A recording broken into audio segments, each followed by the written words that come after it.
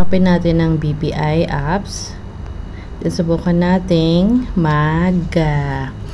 add ng mga recipients. So click natin yung more, other BPI accounts, kung another BPI or another billers or what.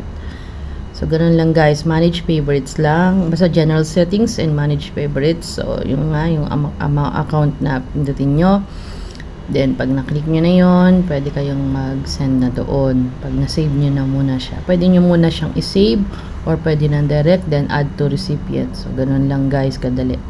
Basta dun sa bottom na 3 lines, then general settings, manage recipient, then yan, ganun lang yun guys. Yung relation, yung katulad niya, nag-try akong